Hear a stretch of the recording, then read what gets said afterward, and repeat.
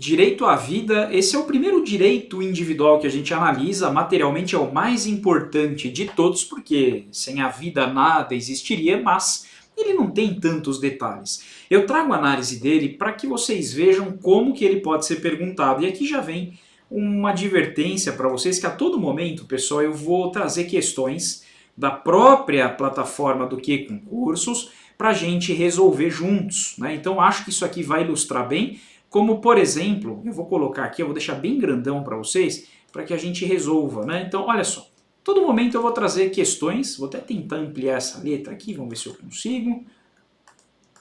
Vai, legal, acho que está bem grandão agora. Dá uma olhada, pessoal. Vai vir assim as questões e eu vou ilustrando como é que isso já foi cobrado aqui para vocês, tá bom? Olha só, pessoal, e eu também vou mostrando as estatísticas para ver se a questão é fácil, se ela é difícil, se ela foi de um médio termo, que a gente analise os detalhezinhos, qual é a chance, qual é a repetição de temas.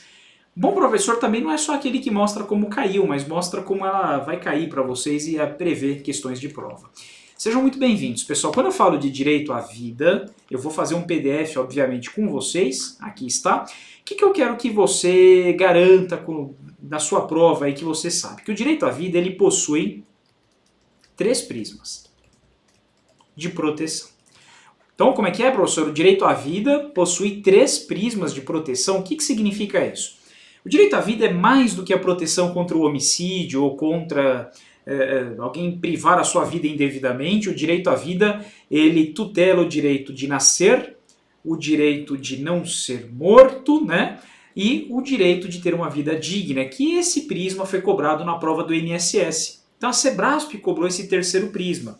Olha só, o primeiro aspecto do direito à vida é o direito de não ser morto, né? Então isso daqui veda o homicídio, veda o induzimento ao auxílio, instigação, suicídio, veda o infanticídio, todos de competência do tribunal do júri se forem dolosos, crimes dolosos contra a vida. O segundo, pessoal, a garantia, a segunda proteção do direito à vida é o direito de nascer. E aqui veda-se como regra o aborto, né? Veda o aborto. Então, o aborto no Brasil é proibido ou é permitido? Ele é proibido como regra, mas tem exceções. Fetos anencefálicos, gestação fruto de estupro para salvar a vida da gestante. A gente vai chegar lá, que é o ponto alto da aula. E o terceiro, pessoal, é o direito de ter uma vida digna. Isso daqui decorre do fundamento da dignidade da pessoa humana. Então, temos 3 prismas de proteção. Olha só, se eu falar assim para vocês, o direito à vida protege apenas o direito de nascer e de não ser morto. Tá certo ou tá errado? Foi assim que o penúltimo concurso do INSS cobrou. Isso tá errado, pessoal. O direito à vida, ele é muito mais do que isso. É o direito de ter uma vida digna. Te pergunto, concurseiro, o dia inteiro, água, café, água, intercalando, né? Café, água, café e um pouquinho de aula. Isso é uma vida digna? Não é, mas quando você passar, te garanto aí que a tua vida para de andar de lado e você vai para frente. Então, o que significa isso? Ter uma vida digna é ter o mínimo existencial, o mínimo vital, lazer, educação, saúde, né? São as prestações básicas para o indivíduo que a gente vai examinar lá nos direitos sociais, por exemplo. Até aqui, tranquilo? Então, pelo menos, segundo Marcelo Novellino, esse livrinho azul e branco, o direito à vida, nascer, não ser morto, ter uma vida digna. Qual é o ponto alto dessa aula? Pessoal, é isso daqui que eu vou colocar agora para você. Mitigações do direito à vida. Tá? Vou colocar os dois aqui em negrito para a gente destacar. Professor, você está querendo dizer para mim que eu posso ceifar a vida de alguém e não cometer crime? É exatamente isso. Por quê? Direito à vida, mesmo sendo tão importante, ele não é um direito absoluto. E é aqui que a questão vai cobrar de vocês. O direito à vida é ou não é um direito absoluto? Não é um direito absoluto. E eu vou provar isso com vocês através de vários exemplos. O primeiro deles é o que com certeza vai aparecer no teu tipo de concurso, que é pena de morte em caso de guerra declarada. Qual é o detalhezinho aqui, professor? Vamos pôr na nova página para ficar mais claro? Vamos. Pena de morte em caso de guerra declarada, diz a doutrina que essa guerra não pode ser iminente, patente, latente, que está em estado de latência, ela tem que ser manifestada. Então é uma guerra declarada. E majoritariamente se entende na doutrina que tem que ser uma guerra contra outro país, uma guerra externa. O que significa isso? Guerra interna não autorizaria, segundo a maior parte da doutrina, tem alguma divergência. Guerra é situação extrema, conduz até o estado de sítio, por isso que autoriza a tirada da vida. Olha só que interessante. Então, pena de morte existe no Brasil? Existe em caso de guerra declarada. Mas tem exceções mais curiosas aqui para vocês. Olha, legítima defesa e estado de necessidade. O que esses dois institutos são? São excludentes de ilicitude que visam a autopreservação do sujeito.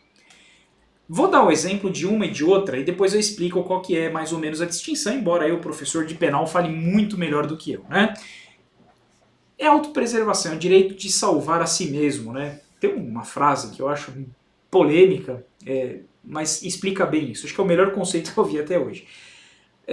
Eu estou no grupo dos aprovados de delegado no último concurso de São Paulo. Eu não fiz a Cadepol, mas eles me deixaram lá porque virei meio que o mascote da turma, né?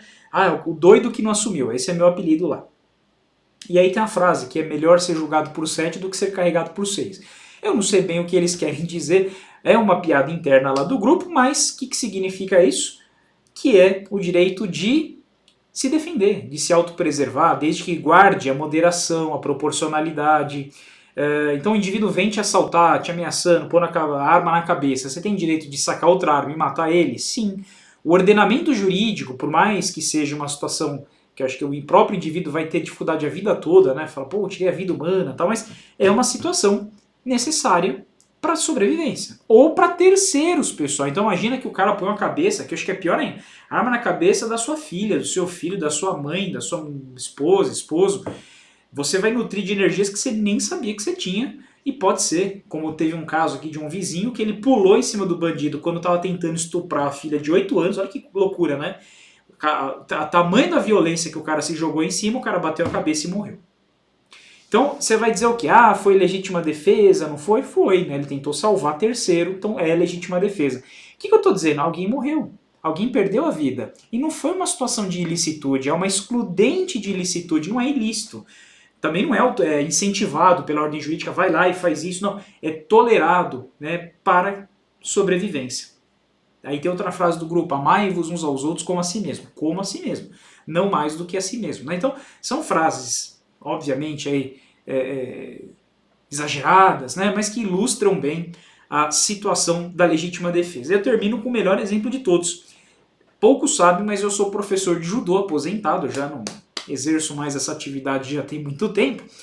E tempos atrás veio um priminho, eu sou filho único, mas me apeguei muito a um priminho, né, novinho e tal, ele veio lá e estava todo machucado. Falei, o que aconteceu, meu menino? Falei, apanhei na escola. Nossa, fiquei louco da vida. Falei, como assim, não tem professor? A escola de 5 mil por mês, né? Aí ele falou, não, os amiguinhos me odeiam porque eu entrego a lição em primeiro lugar. Eu falei, puta, o menino é nerd, tá apanhando, né? Me vi assim, né, na pele dele, né? Faz aquele nerd de óculos apanhando.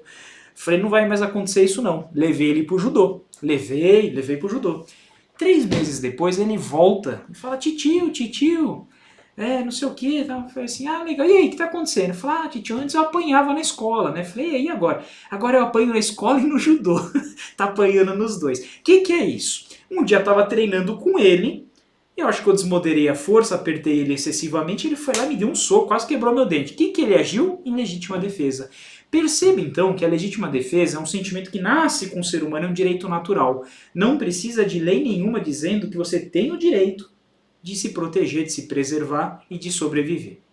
Então, a criança lá de 3, 4 anos sabia que ela estava agindo em legítima defesa? Não, porque isso é instintivo do ser humano. Tá? Então fica o exemplo. E o estado de necessidade? A legítima defesa é geralmente uma agressão humana. E o estado de necessidade é geralmente uma agressão da natureza. Grita-se fogo no cinema, e você sai correndo e pisa em alguém lá, puxa, tinha uma velhinha, você não viu, pisou, você não queria matá-la, mas acabou matando. Você pode dizer que seja um estado de necessidade? Foi, para sobreviver, né, para se preservar, desde que o bem salvado seja de igual ou maior valor do que o bem sacrificado. Tem um que não é muito estado de necessidade, mas é famoso. Camões, quando estava vindo para o Brasil, as caravelas afundaram. e ele tinha que escolher entre salvar a noiva ou salvar o livro que ele estava escrevendo. E aí, pessoal, o que ele salvou, né? Todo mundo já leu os Lusíadas, né? Então, o que você tem que lembrar do livro de Camões? O que você tem que lembrar do estado de necessidade? Que o bem salvado tem que ser de maior importância. Ele salvou o livro que ele estava escrevendo e deixou a noiva lá, afundar no mar. Saiu com o livro abraçado. Eu faria isso, pegaria meu Vadimec todo anotadinho assim, que a dona da pensão não me ouça. Tamo junto? Então o que é? Duas situações em que se tira a vida de alguém sem cometer uma ilicitude. Tá claro, pessoal? Então são duas, mas tem mais. Casos de aborto permitido. Quando eu falo aborto permitido, são três situações. Primeiro, gestação fruto de estupro, né? A mãe pode abreviar essa gestação? Ela é obrigada a continuar se foi vítima de estupro? Não. Então tem uma autorização no Código Penal, logo depois do crime de aborto, o aborto em regra é proibido, que a mãe pode tirar. Fala-se então em aborto humanitário, aborto piedoso, sentimental, tem vários nomes aqui, está no seu PDF. O nome não interessa, que eu acho que não vai cair para vocês, mas a gestação fruto de estupro tirou uma vida humana. O Pacto de São José fala que a vida começa na concepção, então estaria tirando a vida humana. Outra, pessoal, salvar a vida da gestante.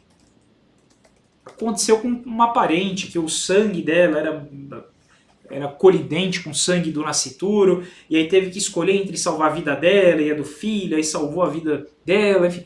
Esse é um problema, né? Salvar a vida da gestante também incide ali de tirar a vida do nascituro.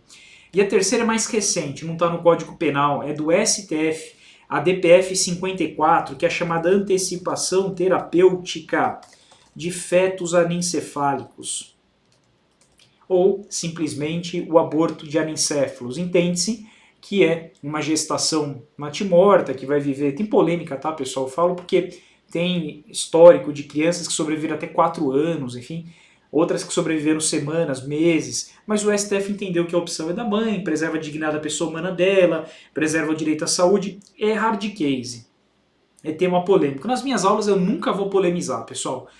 Só um detalhezinho, porque eu falei de tema polêmico, né? Eu, por mais de um ano e meio mais ou menos, eu fui comentarista diário da CNN, bem na época das eleições. Nunca teve uma polêmica, pessoal, eu nunca entrei em bola partida porque eu acredito muito na técnica, e principalmente aqui na aula de cursinho, né? Então não adianta fazer bandeira para A, bandeira para B, porque isso só tira seu foco no concurso. Eu vou ensinar o que a lei diz e o que o STF entende. Se você concorda pessoalmente ou não, são seus valores, não são os meus, não são o do terceiro. O que interessa é marcar o X no lugar certo. Quem é aprovado em concurso? Aquele que tem um grau de objetividade, aquele que sabe o que diz a lei, sabe o que diz o STF e a doutrina, ele vai lá e marca o X no lugar certo. Ele pode falar, não tem nada a ver, mas ele marca a alternativa certa e para de polemismo, né? Fica lá tornando polêmica em tudo, que aí você acaba perdendo o seu tempo. Eu quero que nós rumamos em linha reta, não quero que você faça linha curva comigo, tá? Então nosso debate nunca vai ter aqui impressões pessoais, eu vou dar os fundamentos e o que entendeu o STF, então somente, combinado? Então eu não faço bandeira, nem fazia lá, pessoal, vou fazer aqui, não gosto. Eu não tenho habilidade para debater política, nem tenho o grau de conhecimento necessário. A minha vida inteira foi ler lei seca, jurisprudência, 30 anos de jurisprudência lida e fazer prova. E é isso que eu quero que vocês façam também. Tá bom? Tem outra, pessoal, lei do abate. Lei do abate. Essa aqui está no Código Aeronáutico que fala assim: uma aeronave hostil tem um procedimento, né? Você não está no plano de voo, é a primeira advertência. 2. Tiro de advertência. 3. Abater a aeronave. Quando tinha presencial, um aluno perguntou assim: professor, onde está a exceção do direito à vida? Não é um drone, né? É um avião. E o avião vai cair e vai morrer quem está lá dentro. Geralmente é avião de tráfico de drogas, de armas, né? É mais comum do que vocês imaginam na fronteira esse procedimento. E por fim, pessoal, o STF entendeu constitucional a lei de biossegurança. A lei de biossegurança. O que é isso? Essa lei 11.105, ela permite a manipulação, né, de células-tronco embrionárias para cura de doenças. Aí teve um debate polêmico na época entre o lado religioso, o lado científico. Até o amicus curiae foi o Ives Gandra, de outro lado tinham cientistas, por 6-5. Veja que não é fácil, um hard case, um caso difícil. Se entendeu que é constitucional a utilização de células tronco embrionárias para estudo de cura de doença, que ali seria uma vida em potencial, ainda não teria tido a concepção, né? Seria apenas uma vida em potencial, então não estaria se violando o direito à vida. Dito tudo isso, esses últimos dois nem têm nada a ver com o seu edital, mas é só para ilustrar que, mesmo o direito à vida tem exceções. Seja na pena de morte, caso de guerra declarada, na legítima defesa, no estado de necessidade, nas situações em que se permite o aborto, na lei do abate, na lei de biossegurança. Se até a vida possui exceções, daqui a pouco a gente vai enfrentar a liberdade de expressão, que é um dos temas mais polêmicos da atualidade. Eu posso proibir que alguém fale alguma coisa? Você vai ver nessa aula que é polêmico, mas que sim, ninguém tem direito de ser racista, ninguém tem direito de ser homofóbico, ninguém tem direito de ser preconceituoso, ninguém tem direito de... Bom, enfim, a gente vai ver os limites éticos da liberdade de expressão. Como é o paradoxo de Popper, que a sua liberdade vai, Popper, né, até onde vai a liberdade do outro. Então, se o meu discurso atenta contra a existência de alguém, isso já é uma liberdade que se configura como libertinagem. Liberdade e sim com responsabilidade, mas é um tema polêmico. E a gente vai ter uma aula para falar sobre isso super interessante. Eu não vou dar posições, mas vou dizer o que o STF vem entendendo, o que a lei diz e o que o nosso constituinte em 88 desejava. Esse sim foi um debate que eu levei para a CNN várias vezes e vou dividir tudo que eu sei para que você acerte qualquer questão de prova. Tamo junto? Missão cumprida. Missão cumprida nada, para com isso, professor. Vamos resolver umas questõezinhas aqui, pessoal, rapidinhas, né, sobre direito à vida. Olha essa aqui. É uma prova de delegado, tá? Professor, mas eu não estou prestando para delegado, não tem nada a ver com o meu concurso. É que eu selecionei um pacotinho de questões de N situações. Ou seja, eu vou resolver com vocês aqui aquelas aleatoriamente de tudo quanto é banco e concurso para a gente ficar muito bem, tá? Vamos lá, pessoal. O STF consagrou o entendimento que o direito à vida não é absoluto, sendo causas de excludente de ilicitude ou aborto necessária que envolve o direito penal, tá? Tá errado, envolve a tipicidade, não tem nada a ver. Como fundamento do direito à vida digna, o direito de viver com dignidade, o STF tem dito que a eutanásia também não interessa o tema pra gente. Eu vou direto na alternativa que fica no ponto, tá, pessoal? Que é... Oh, meu Deus, tô ficando doido aqui. Tá na letra A, tava fugindo aqui. É na letra A, que é uma das exceções do direito à vida. Tem polêmica se é tipicidade ou ilicitude, mas ficamos aqui na letra A, que é a resposta correta. É um concurso mais difícil do que você está prestando, mas onde que está o ponto-chave dessa questão, pessoal? Tira a polêmica aqui, tentar anular, eu sei porque eu dou aula para delegado também, se era tipicidade, ilicitude. O ponto é, o STF consagra que o direito à vida não é absoluto. É só para ilustrar o que a gente está falando. Sendo causas excludentes de ilicitude, alguma polêmica, obviamente, existe em relação aqui, né, com doutrina de César Roberto Bittencourt, com Basileu Garcia, mas fica o ponto aí para vocês. Legal? Está no artigo 128, né? 128. Olha, por exemplo, no aborto de anencefálico, a maior parte da doutrina já entende que é tipicidade, né? Mas eu deixo que o professor de penal fale com vocês aí. Professor, tem mais uma? Tem mais uma que eu acho que é até mais fácil do que essa. Eu vou tentar achar aqui. O professor é meio cego. Ah, essa aqui é maravilhosa, olha só. Concurso de técnico, né, do CFT, enfim, 2021, eu peguei questões recentes. Em nenhuma hipótese será admitida a pena de morte no Brasil? Não dá, né, pessoal? Primeiro que a questão fala em nenhuma hipótese, isso e questões de direito não funcionam. Óbvio que a questão está errada. E óbvio que a maioria acertou, 95% acertaram.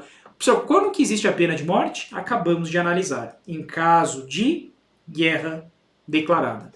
Então, em nenhuma hipótese, não existe, em regra é proibido, mas tem uma hipótese em que é admitida. Tamo junto? Agora sim, missão cumprida, eu espero que tenham gostado desse primeiro contato da matéria. Não é um tema que cai muito, foram só 2 questões, mas mais adiante, aí o filho chora e a mãe não vê, tá, pessoal? Daqui a pouquinho vai vir liberdade de manifestação de pensamento, inviolabilidade do domicílio, mandados de criminalização, que são os temas fortes para a sua prova, para o seu concurso. Sejam muito bem-vindos ao primeiro tema, já já a gente volta aí para o segundo PDF, segunda videoaula e a vida vai seguindo assim. Até mais!